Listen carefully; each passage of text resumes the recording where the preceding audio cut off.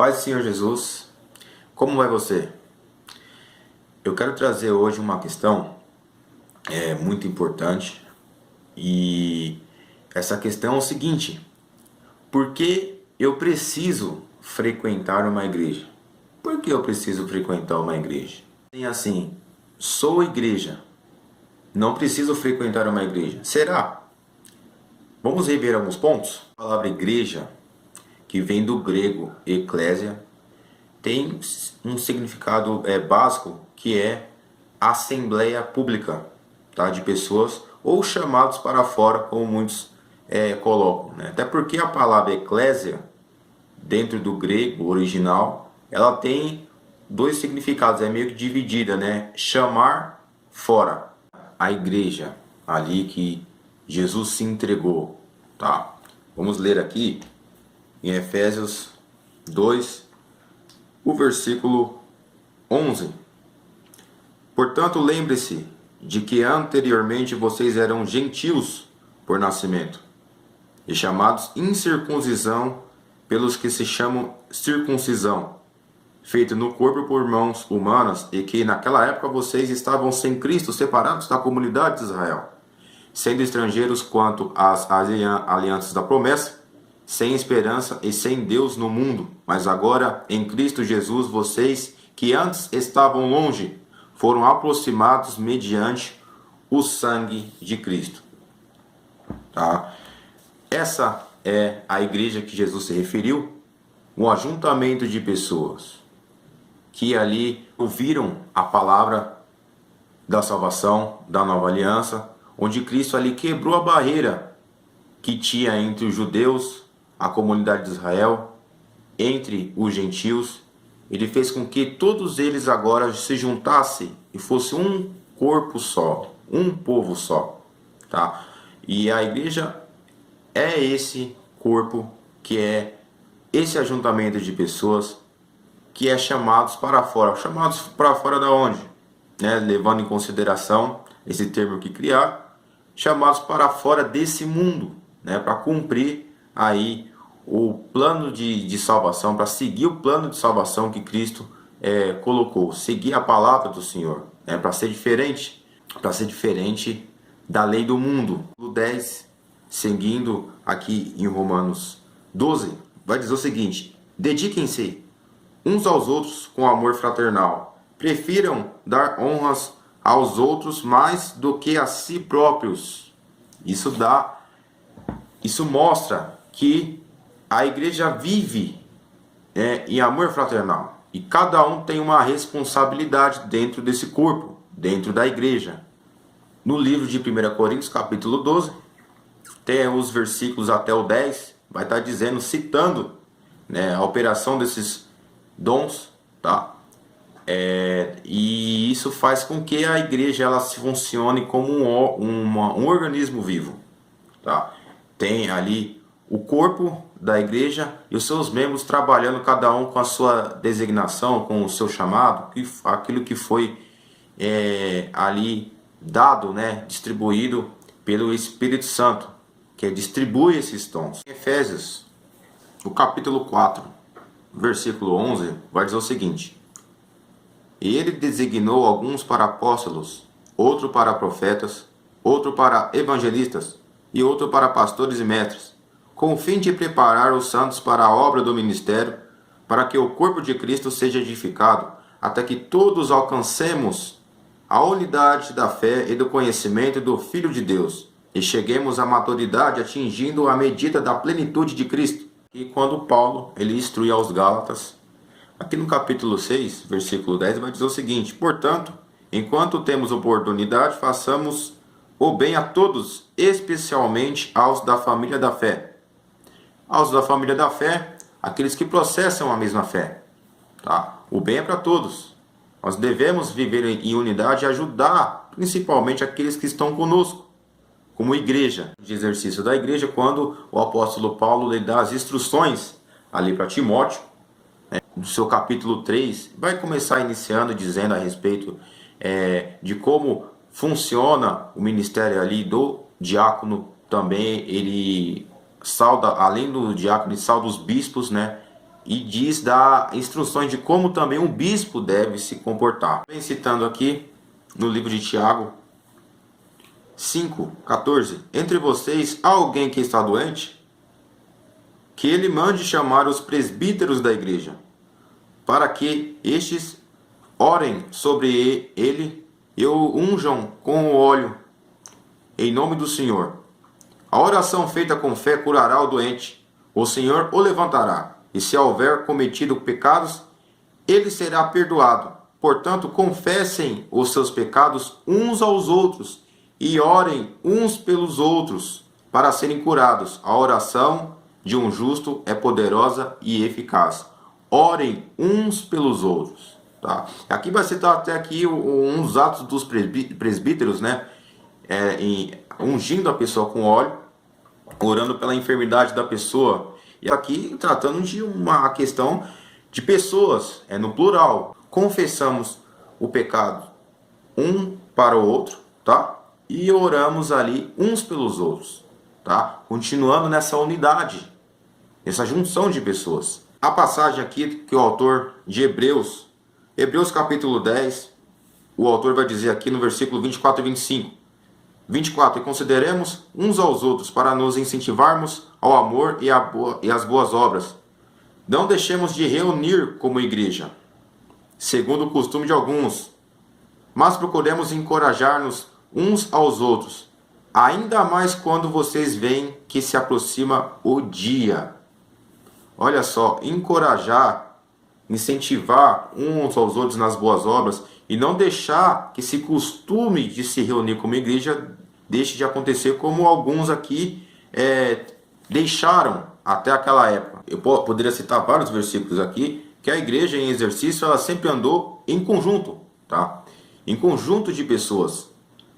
E sempre as cartas paulinas, a carta também dos outros apóstolos aqui, vai se referir a pessoas para que elas continuem exercendo, né, o ofício, os seus ofícios ali designados ali pelo Espírito Santo, fazendo as boas obras das outras pessoas, mas sempre em conjunto, né? Não é fácil muitas das vezes nós estamos todo mundo junto, né? As pessoas, cada um pensa de uma forma, cada um tem a sua visão de mundo, cada um tem o seu caráter, cada um tem uma forma, né, de enxergar as coisas, por causa da sua criação. Só que Cristo, ele veio para trazer essa unidade entre nós, ver em respeito.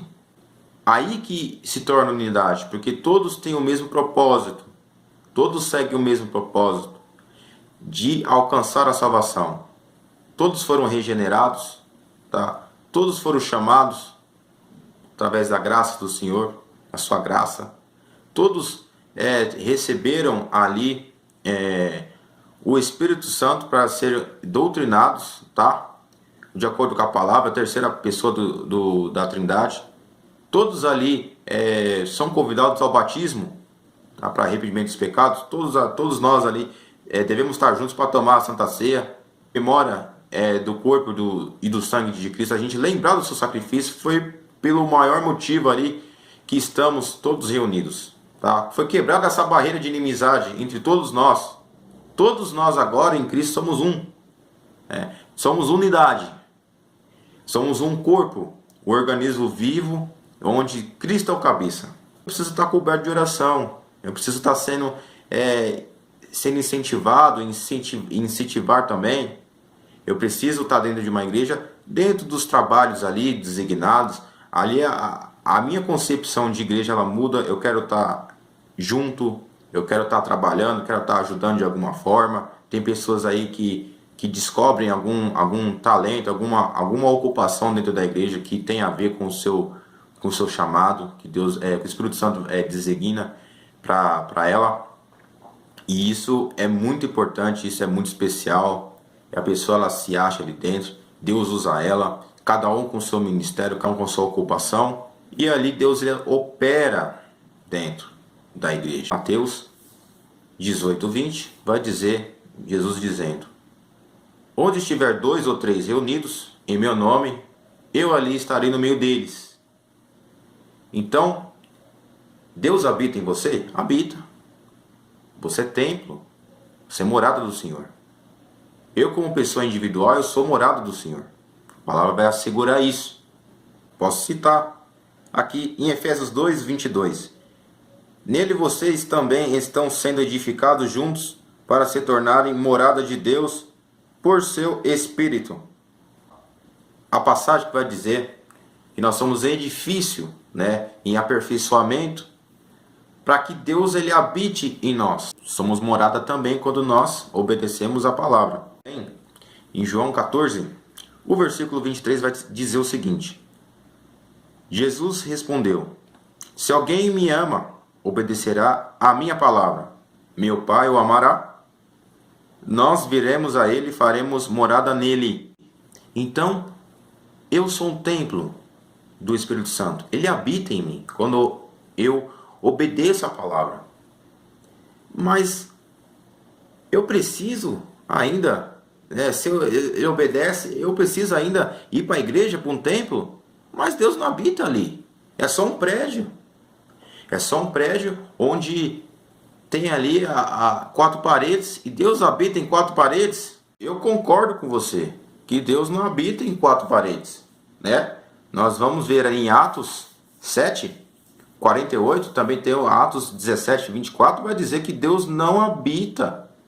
Ele não vai habitar dentro de templos feitos por mão de homens, tá? Nós percebemos ali, fazendo essa comparação com o Antigo Testamento.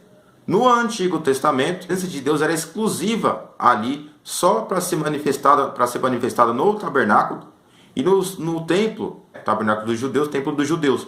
Porém, entretanto, quando Cristo veio trazer essa nova aliança, ele acabou com essa questão da necessidade de só a presença de Deus ser manifestada dentro do templo, correto? E agora o templo do Espírito Santo, o templo de Deus somos nós. Olha só.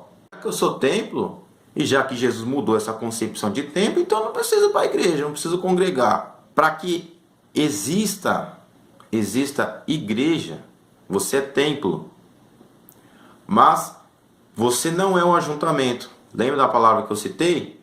A palavra eclésia, que aí é traduzida igreja, é um jargão muito usado, né, pelas pessoas. Eu sou igreja, eu não preciso ir para a igreja porque Deus... Amém.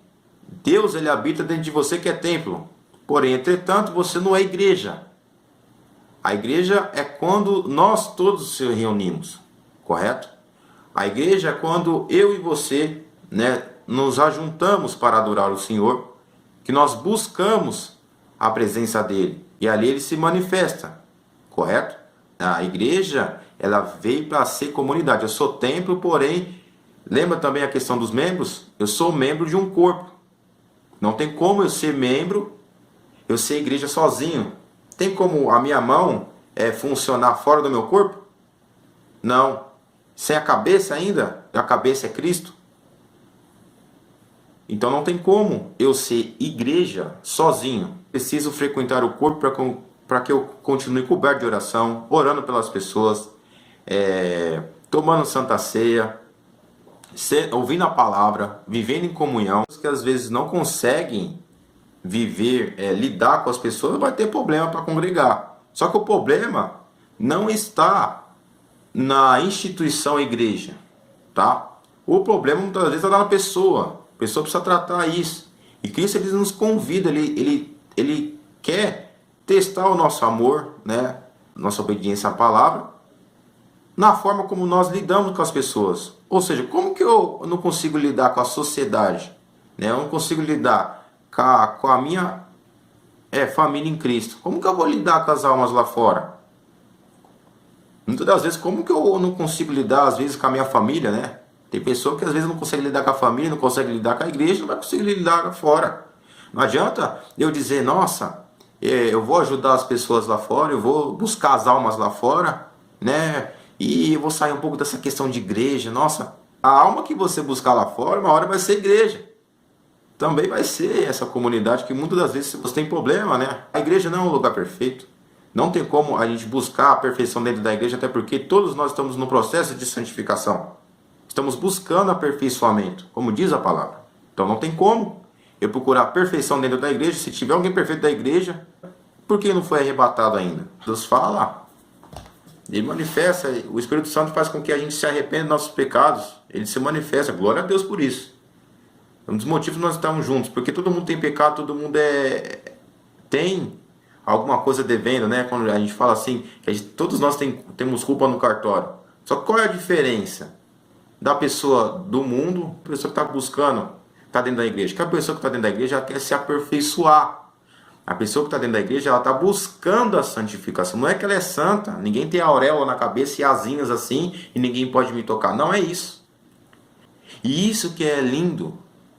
Nós não devemos achar melhor que ninguém, até porque todos nós temos defeitos dentro da igreja. O fato de nós termos pecados, nós temos uma natureza depravada, uma natureza caída, esse é o fator principal que deve nos unir, não nos separar. E tentar nos suportar ao máximo. Sei que não é fácil muitas vezes suportar, lidar com o ser humano, até com nós mesmos às vezes é difícil, né? Isso sim é cristianismo. Isso é a nova aliança. Correto? O sacrifício ele já fez. Por todos nós. Agora a responsabilidade de termos a presença de Deus está por nós.